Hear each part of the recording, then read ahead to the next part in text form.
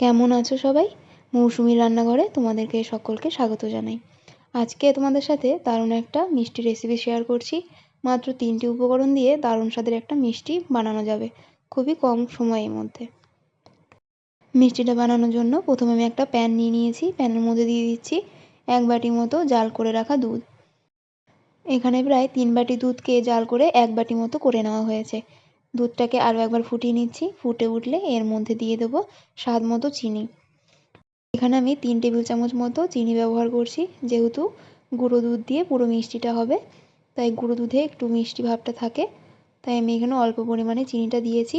চিনিটাকে দুধের সাথে খুব ভালোভাবে মিশিয়ে নিতে হবে।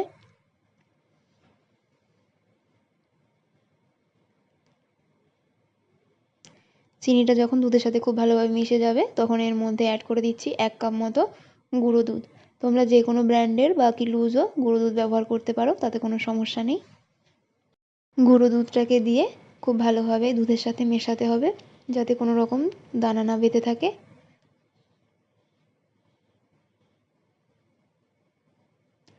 আর অনবরত কিন্তু এভাবে নেড়ে যেতে হবে, নাহলে নিচে কিন্তু লেগে যাবে।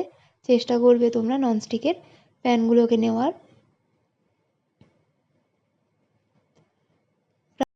প্রায় 5 মিনিট মতো আমি এটাকে জাল করে নিয়েছি। দেখো বেশ অনেকটাই ঘন হয়ে গেছে, তবে এটাকে আরও অনেকটাই ঘন করতে হবে। টোটাল এই মিষ্টিটাকে আমি 10 মিনিট মতো জাল করে নিয়েছিলাম। আর অনবরত কিন্তু নাড়তে হবে। প্রায় 9 মিনিট মতো এইভাবে অনবরত নেড়ে চেড়ে আমি একটা মণ্ডর মতো তৈরি করে নিয়েছি। দেখো কতটা গাঢ় হয়ে গেছে। মিষ্টিটা প্রায় রেডি হয়ে গেছে। এবার এটাকে আমি নামিয়ে নিচ্ছি। এখানে আমি একটা থালা নিয়েছি। থালার ওপরে সামান্য পরিমাণে ঘি ব্রাশ করে নেব, যাতে মিষ্টিটা এই থালার ওপরে বসালে খুব সহজে উঠে আসে। ঘি ব্রাশ করা হয়ে গেছে। এইবারে যে মিষ্টির মণ্ডটাকে এর মধ্যে আমি নিয়ে নিচ্ছি। নিয়ে একটা চাকুর সাহায্যে একটু এভাবে সমান করে দেব। যতটা চ্যাপ্টা করা যায় ততটা পরিমাণে চ্যাপ্টা করে নেব। আর একটু চৌকো শেপও দিয়ে নেব, যাতে কাটতে সুবিধা হয়। দেখো এটাকে সমান করে নিয়েছি।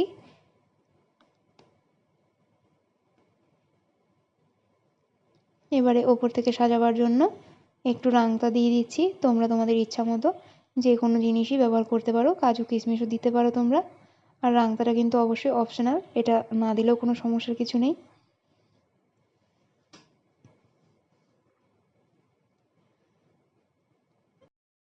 রাংতাটাকে পুরো মিষ্টির উপরে খুব ভালোভাবে লাগিয়ে দিচ্ছি। লাগিয়ে দিয়ে এটাকে আমি আধ ঘন্টার জন্য ফ্রিজে রেখে দেবো।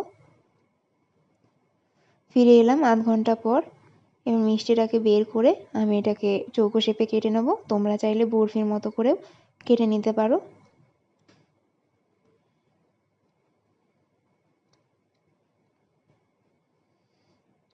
যখন মিষ্টিটাকে কাটবে অবশ্যই চাকুতে কিন্তু সামান্য ঘি লাগিয়ে নেবে, যেহেতু এটা গুঁড়ো দুধের তৈরি। চাকুতে কিন্তু হালকা লেগে যেতে পারে। দেখো এখানে আমার পিস পিস করা হয়ে গেছে। একটা তোমাকে তুলে দেখাচ্ছি। দেখো বন্ধুরা কত সুন্দর হয়েছে ইনস্ট্যান্ট মিষ্টি। এটা দেখতে যতটা সুন্দর হয়েছে, খেতে ঠিক ততটাই সুন্দর হয়েছিল। মিষ্টিগুলোকে সাজাবার জন্য ওপর থেকে সামান্য পরিমাণে পেস্তা কুচিও ছড়িয়ে দিয়েছিলাম। এটা অবশ্যই কিন্তু অপশনাল, তোমরা চাইলে নাও দিতে পারো। আজকের মতো এখানেই শেষ করছি। দেখা হচ্ছে নতুন কোনো ভিডিওতে।